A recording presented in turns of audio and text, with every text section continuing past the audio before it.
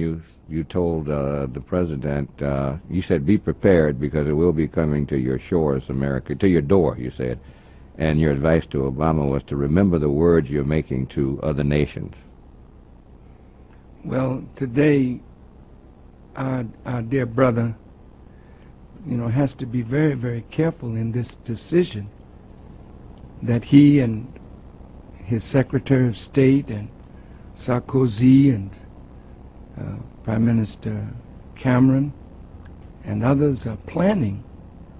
They would love to go into Libya and kill Brother Gaddafi and kill his children, as they did with Saddam Hussein and his sons Qusay and Uday. You must remember, dear people of America, that whenever government wants you to think and act in a certain way that would bring justification to an action that they are already planning to make, they must make the person that they hate a boogeyman. Now, nobody wants civil war. It is the bloodiest of all kinds of wars because you're fighting your own brothers, you're fighting the people of your own language and culture and history. So in every nation, brothers and sisters, there is dissatisfaction. And what the CIA does is go into a country and move among the people that are dissatisfied to stimulate a revolt against a leader that they don't like because they want regime change. I want to be specific. When George W. Bush was president, he said they wanted regime change in Iran, in Korea. Regime change. How do you get regime change, honest America? How do you do that?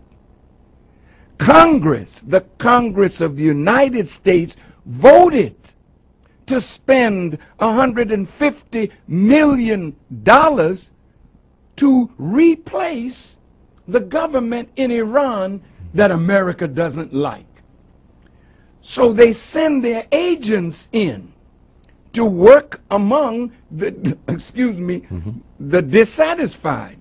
So when they had this election and the people in Iran rose up, they have legitimate grievances, all right, but stimulated from the outside. So President Obama didn't want to put his foot into that cage lest somebody say America inspired it, because it was America's policy to destabilize that government. Well, what about Libya?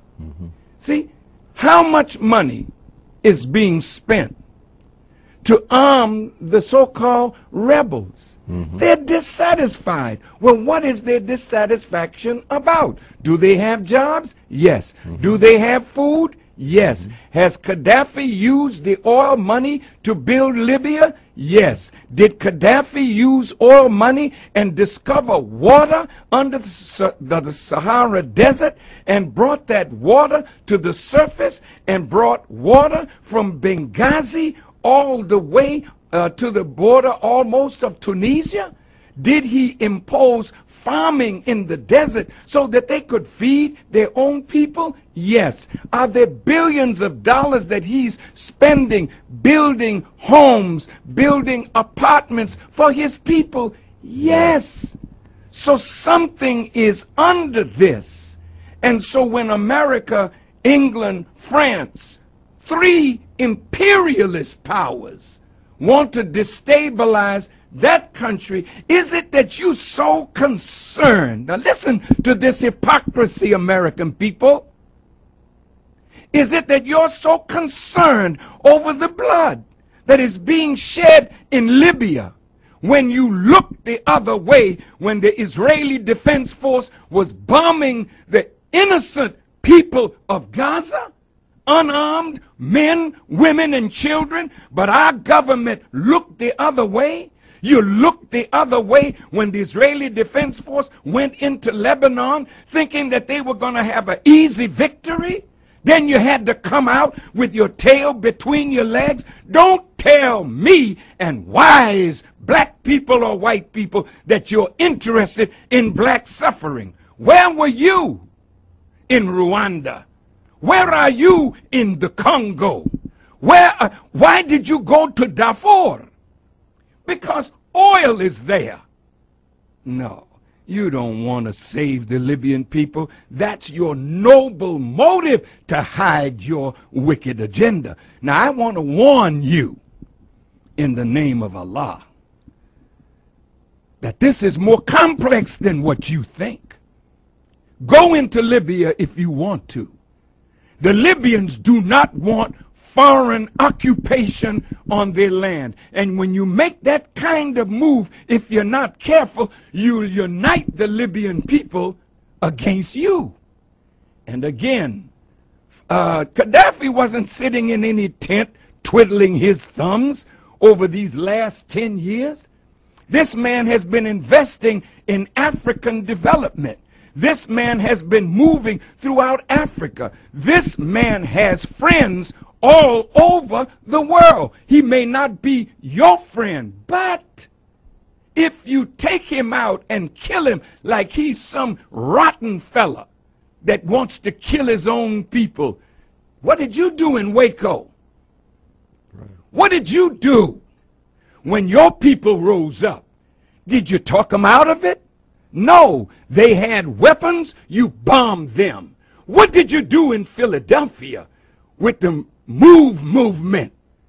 Did you talk them out of their home or did you bomb them? We didn't hear any outcry from you religious hypocrites that love the lives of human beings. You're a liar and a hypocrite. And I warn my brother, don't you let these wicked demons move you in a direction that will absolutely ruin your future with your people in Africa and throughout the world. They don't like the way you handle Mubarak. They don't like the way you're handling the situation in the Arab world. So I would advise you to be careful and move with wisdom and skill. My advice would be, why don't you organize a group of respected Americans and ask for a meeting with Gaddafi? You can't order him to step down and get out. Who the hell do you think you are? That you can talk to a man that built a country over 42 years and ask him step down and get out? Can anybody ask you? Well, there's a lot now going to ask you to step out of the White House because they don't want no black face in the White House. Be careful, brother, how you handle this situation because it is coming to America. It has already started. Look in Wisconsin. Look in Ohio. Look at what's going on in your country and remember your words, because the American people are rising against their own government. It's not Muslims, it's not black people, it's white militia that are angry with their government, and they are well armed. Are you going to tell them, put your arms down and let's talk it over peacefully? I hope so.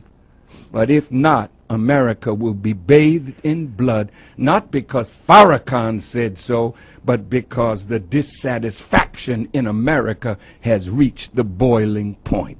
Be careful how you manipulate the dissatisfaction in Libya and other parts of the Muslim world. The Honorable Minister, Louis Farrakhan. More intelligent conversation with the